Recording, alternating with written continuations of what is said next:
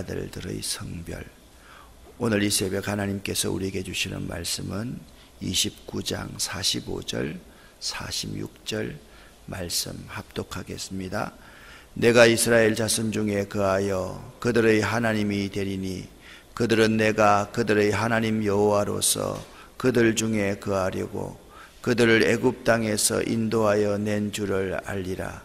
나는 그들의 하나님 여호와니라. 아멘. 말씀을 전하기 전에 우리 환경센터가 이번 태풍으로 큰 피해를 입었더랬습니다. 어제 40여 명의 성도들이 오후 예배 마치고 가서 불가능할 것 같았던 그 모든 피해물들을 다 해체하고 한 곳에 모아 넣을 수가 있었습니다. 사실 우리 환경센터의 피해는 그냥 완파된 비닐하우스 몇 동 그게 문제가 아니라 비닐하우스 안에 있는 스프링쿨러 시설들, 전기시설들, 또 여러 가지 우리가 배후에 농사 짓기 위한 시설들에 대한 엄청난 사실 피해가 있었던 것이죠. 어제 이제 화장실하고 태비장 위에 있는 큰 지붕이 옆에 논에 이제 처박혀 있어서 그 통째가 다 날아갔으니까요. 그거 끄집어내는 게 불가능할 것 같았는데 그래도 우리가 십시일반 마음을 모두어서 해체 작업을 하고 하나하나 다 끌어올리고 하는 모습을 보면서 참 우리 교인들, 우리 교회 교인들의 힘이 참 대단하다. 단합되니까 이런 일들도 해낼 수 있겠구나 라는 생각을 한번 해봤습니다. 피해 상황들의 어제가 이제 치웠는데 사실 어제 하루 우리가 피해 복구하는 게 우리 직원들이 하면 거의 한 달 정도 걸릴 일들을 어제 다 해냈던 겁니다. 이 자리를 빌어서 진심으로 감사합니다 라는 말씀을 전하고 싶고, 이 일이 하나님 나라 확장을 위해서 도움이 될 거다, 그 점을 여러분에게 말씀을 드립니다. 오늘은 말씀을 드렸듯이 29장 아론과 그의 네 아들들을 성별해서 이제 제사장직을 감당하는 내용들, 그 내용들이 29장에 처음부터 끝까지에 기록되고 있습니다. 이들을 세우기 위한 임직식을 하는데요, 29장 1절부터 3절까지의 말씀을 보면 임직식을 위해서 준비해야 될 것이 있다. 그것이 뭐냐? 제물이다 라는 것을 알아야 돼요. 우리는 임직을 할 때 참 중요한 것이 임직받는 한 사람 한 사람들이 하나님 앞에 제물을 드려야 된다라는 구약의 아주 내용에 주의할 수 있어요. 주목할 수 있어야 됩니다. 여기 하나님 앞에 제물을 드린다라는 것은 어떤 의미가 있을까요? 임직식의 주체가 누구라는 거예요? 사람이 아니라는 거예요. 그 임직자를 세우는 하나님이시라는 거예요.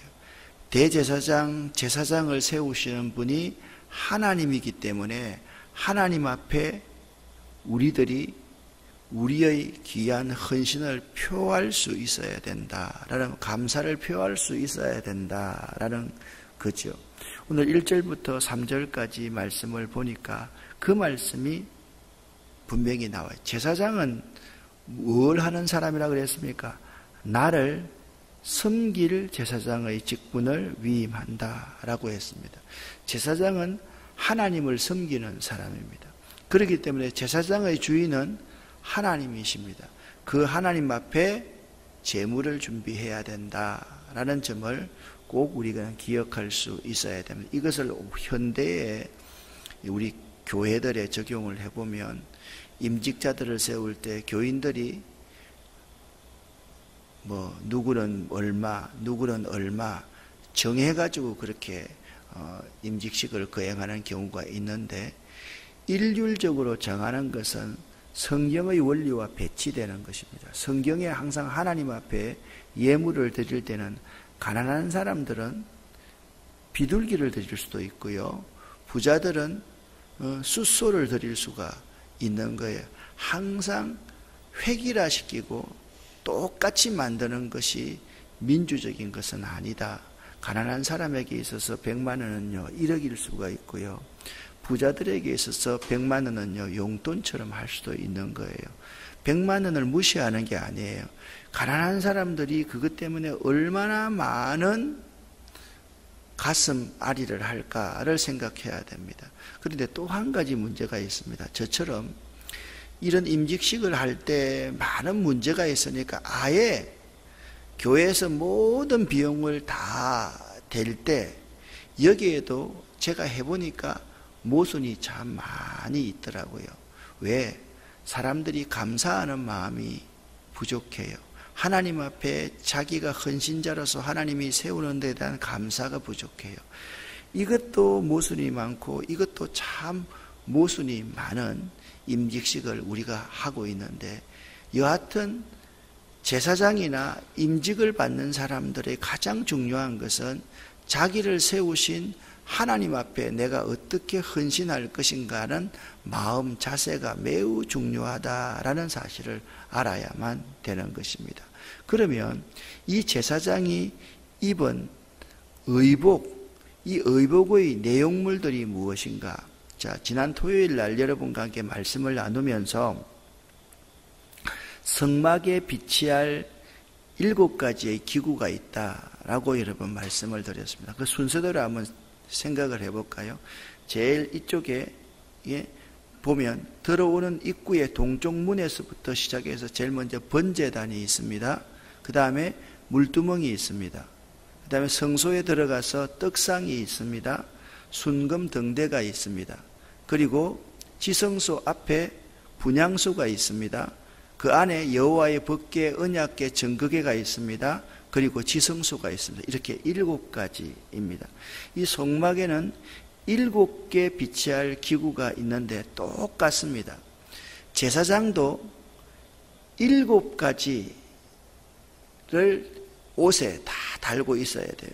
자, 그것이 밑에 노란색 두 번째 말이 있습니다. 첫 번째 뭐냐면 속옷이 있고요. 두 번째 에봇 받침을 한 겉옷이 있고요.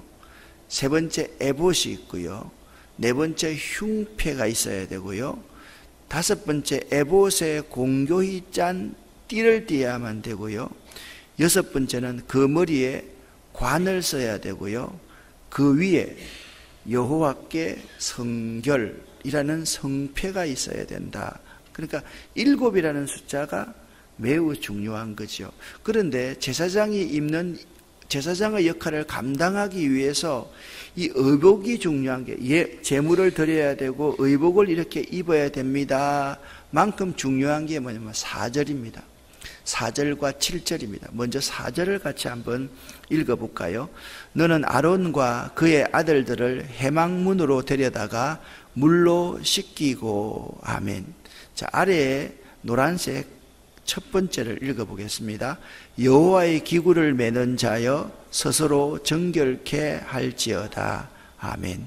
이사야 52장 11절 말씀입니다. 그러니까 하나님의 일을 하는 사람은 제일 먼저 스스로 정결케 해야만 한다라는 것을 알아야만 됩니다. 또 7절 말씀 같이 한번 읽겠습니다.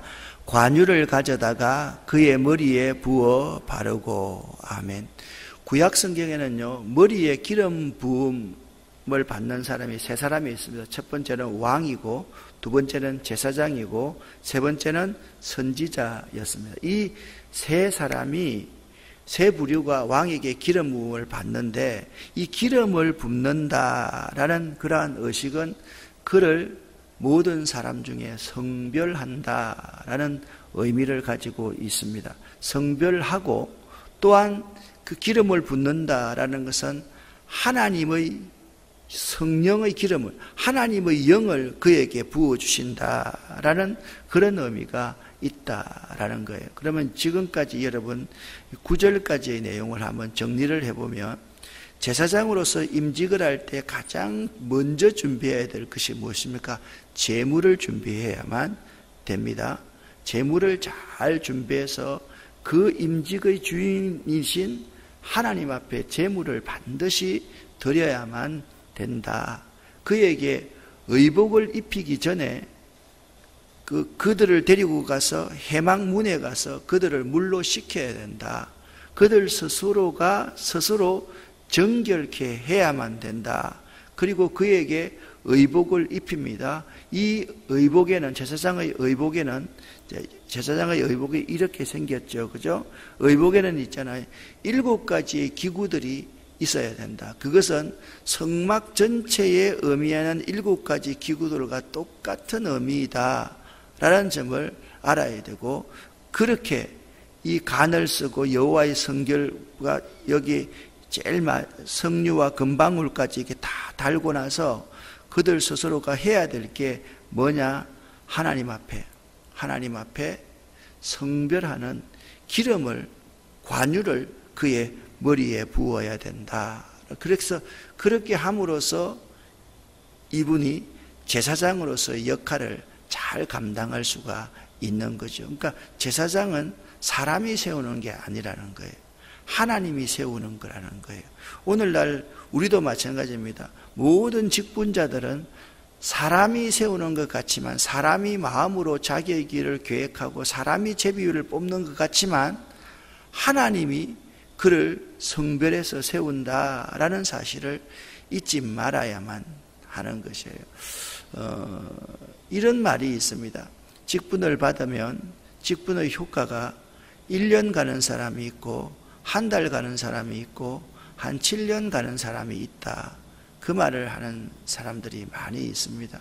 그러니까 여러분 항상 어떤 직분을 받든지 내 직분이 중하거나 약간 경하거나 간에 여러분들이 명심해야 될 게 뭐냐면, 내 직분은 하나님께서 나에게 은혜로 허락하셨다는 사실을 결코 잊지 말아야 된다라는 점입니다. 그 점을 잊어버리면 우리는 항상 하나님 앞에서 겸비하고 겸손한 자로 하나님을 섬길 수 있는 자가 아니라 내가 그 직분의 주인공이 될 수 있다라는 점을 꼭 기억할 수 있기를 바랍니다. 이 제사장의 이 의복 가운데 위에 간이 있고 금패가 있고, 그 다음에 그게 여호와의 성결이 있고, 어깨에 견대가 있고 흉패가 있는데, 이 흉패 위에는 주머니가 있어가지고 우림과 둠밈이라는 여호와의 판결의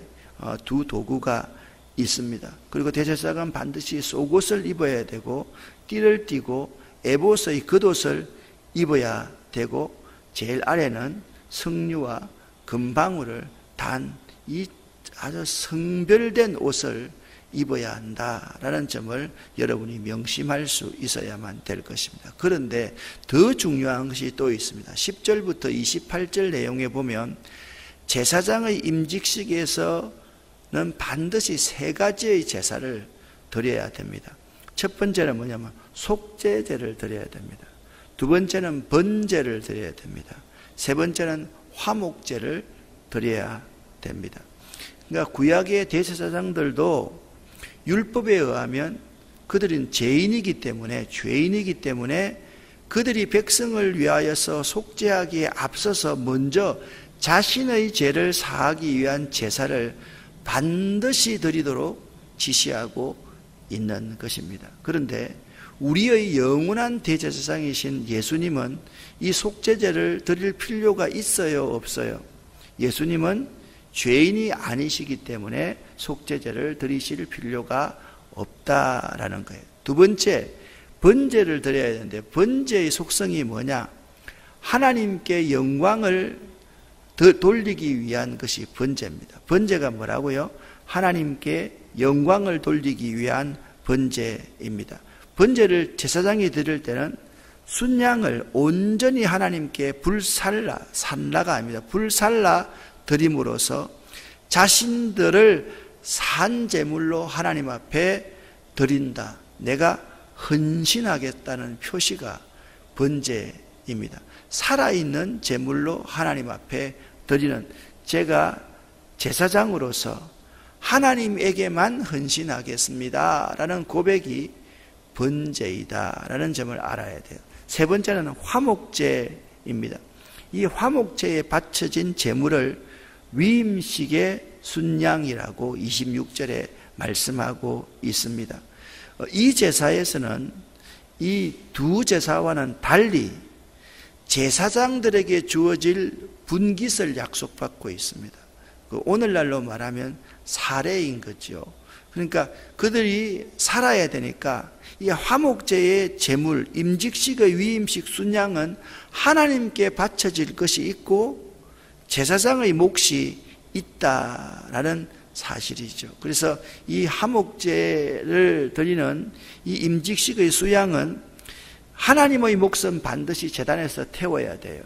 그리고 아론과 그의 아들들의 몫은 회막문에서 먹도록 하셨다라는 점을 알아야 돼요.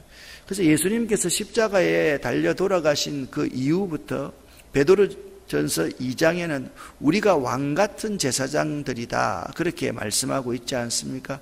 여러분과 제가 왕같은 제사장의 직분을 감당하기 위해서 반드시 우리들이 드려야 될 제사가 세 가지다. 자, 첫 번째 뭐라고요? 속죄제. 두 번째 번제. 번제는 하나님의 영광을 위한 번제입니다. 세 번째 화목제를 반드시 드려야 된다. 그래서 우리가 하나님께 나아갈 때 참 중요한 것은 속죄를 하는 거예요. 이 속죄는 예수의 보혈을 의지하지 않고는 속죄가 일어날 수가 없어요. 그 다음에 번제는요, 하나님의 영광을 위한 삶을 살아야 돼요. 직분자는요, 나가 하나님의 영광을 가로채는 자가 아니에요. 하나님의 영광을 위해서 살아야 되는 거예요. 직분자는 내가 나귀가 되어야 되는 거예요. 위에 예수님을 태우고 가야 되는 거예요. 직분자가 많은 백성들이 종려나무 가지를 막 흔들면서 호산나 그런다고 해서 자기한테 스포트라이트가 주어졌다고 생각해서 자기가 벌떡 일어나면 위에 앉아 계신 예수님이 떨어지게 된다라는 점을 잊지 말아야 돼요. 그것이 순양을요, 산채로 하나님 앞에 드리는 거예요. 내가 그렇게 하나님 앞에 이 직분을 위해서 헌신하겠습니다 라는 그러한 표현, 번제의 삶이 우리 가운데 있어야 되는 거죠. 그런데 이 직분자의 삶을 잘 감당하면 하나님께서 영광을 받으실 뿐만 아니라 우리 몫의 축복까지 주신다라는 점을 알아야 돼요. 자, 세 가지 제사를 다시 한번 기억합니다. 첫 번째 속죄제, 두 번째 번제, 세 번째 화목제입니다. 그런데 이 제사장의 임직식은요, 반드시 7일 동안 하게 되어 있습니다. 29장 1절부터 34절까지의 내용은 위임식 첫날에 실시해야 될 규례들을 말하고 있습니다. 그러니까 1절부터 34절까지는 7일 동안의 위임식 가운데 첫날에 행해야 될 규례들을 쭉 설명을 하고 있고, 이 행사는 7일 동안 계속되도록 규정을 해놓고 있어요. 그러니까 위임식의 행사는 반드시 7일 동안 행해야 된다.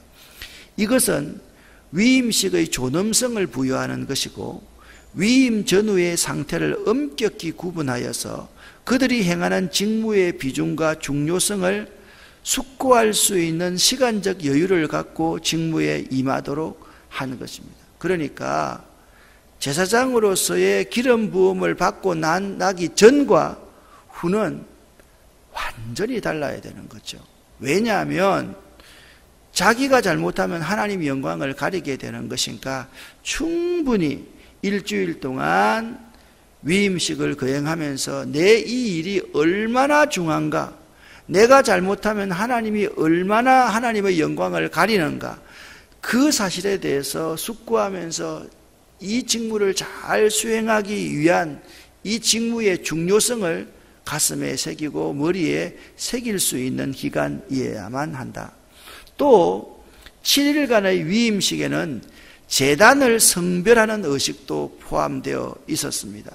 그 제단을 위한 속죄가 이 7일 기간 동안에 시행됐는데, 이것은 제단 자체가 성스러운 목적을 위해 따로 세워졌기 때문에 그 위에 드리는 제물을 거룩하게 하기 위한 뜻도 포함되어져 있습니다. 그래서 성경은요, 이 온전한 위임식, 온전한 성막, 온전한 제사장을 의미할 때 항상 7이라는 숫자를 사용한다라는 점을 꼭 여러분들이 기억을 할 수가 있어요. 다시 말씀드리면 하늘의 숫자 3과 이 땅 동서남북의 이 세상의 숫자 4가 연합되고 조화되는 것이죠. 이것이 온전함입니다. 온전함이라는 것은 항상 하늘과 이 땅이 조화가 되어야 되는 거예요. 교회와 이 세상이 조화가 되어야 되는 거예요. 말씀과 삶이 조화가 되어야 되는 거예요. 말씀만 읽고 삶이 없으면 그것은 온전한 신앙생활이라고 말할 수 없는 것과 마찬가지인 것입니다. 이 7일 동안의 유임식을, 자, 제일 먼저 제물을 준비합니다. 그 다음에 그 제사장이 될 사람을 데리고 와서 정결하게 하는 씻는 의식을 갖습니다. 그에게 성막과 똑같이로 지혜로운 자, 하나님의 지혜를 받은 자가 만든 제사장의 의복을 입힙니다. 그 의복에는 반드시 7가지의 기구들이 담겨져 있어야 됩니다. 의복을 입히고 나서 그 머리에 기름을 부읍니다. 이 기름을 붓는 것은 성령의 기름 부음이 있도록 하나님의 영이 그에게 임하는 귀한 예식인 것입니다. 그런데 오늘 이러한 제도를 잘 지킬 때 하나님께서 약속하신 내용이 있습니다. 그것이 43절부터 46절까지의 내용입니다. 같이 43절부터 46절을 읽어보겠습니다. 내가 거기서 이스라엘 자손을 만나리니 내 영광으로 말미암아 회막이 거룩하게 될지라. 내가 그 회막과 제단을 거룩하게 하며 아론과 그의 아들들도 거룩하게 하여 내게 제사장 직분을 행하게 하며 내가 이스라엘 자손 중에 거하여 그들의 하나님이 되리니 그들은 내가 그들의 하나님 여호와로서 그들 중에 거하려고 그들을 애굽 땅에서 인도하여 낸 줄을 알리라. 나는 그들의 하나님 여호와니라. 아멘. 여러분, 임직식을 이렇게 할 때 제일 먼저 준비하는 것이 뭐라 그랬습니까? 제물을 준비하는 것이라고 말했습니다. 그러니까 처음과 과정과 나중이 모두가 다 하나님에 집중되어 있는 것이 임직이다. 그러니까 제사장은 하나님을 섬기기 위해서 구별된 사람이라고 말씀드렸지 않습니까? 하나님께 제물을 드려야 되고 하나님 앞에 나갈 때는 성결해야 되고 하나님의 기름 부으심이 있어야 되고 하나님의 은혜가 그 위에 덮여지는 것이 의복인 거예요. 그런데 이러한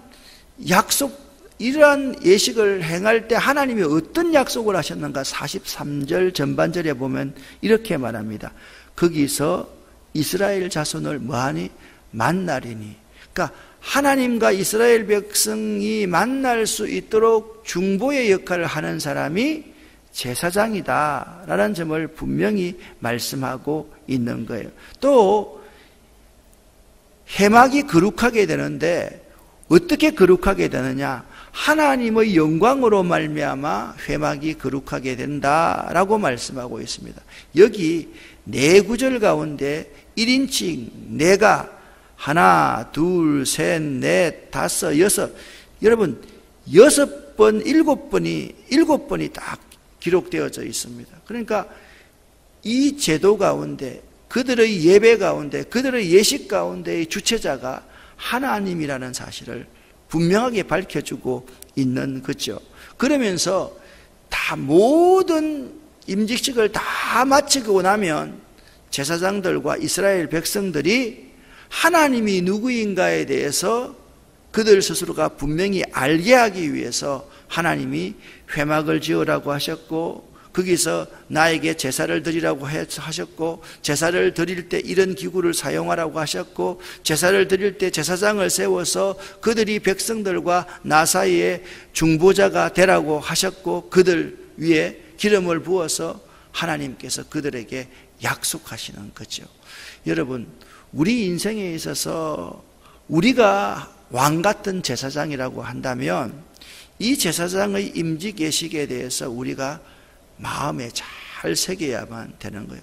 무슨 일을 하든지 제일 먼저는 하나님 앞에 예물을 드리면서 하나님 앞에 예배하는 삶을 살아야 되고, 그 과정도 하나님과 동행하는 것이고, 마지막 결론도 하나님이 하나님됨을 고백하는 우리의 삶의 예배가 되어야 된다. 이 점을 여러분들이 꼭 기억하시고 항상 성전에 들어올 때마다 하나님을 만나야 된다. 이 성전에서 그렇지 못한 사람들에 대해서 여러분들이 중보자, 중재자의 역할을 잘 감당해야 될 것입니다. 이러한 여러분 되시기를 예수 이름으로 간절히 축원합니다. 기도하겠습니다. 살아계신 아버지 하나님, 하나님의 은혜를 진심으로 감사를 드립니다. 우리들을 왕같은 제사장으로 삼아주신 하나님 아버지여, 우리 삶의 주인이 하나님임을 항상 고백하는 저희들 될 수 있도록 도와주시옵소서.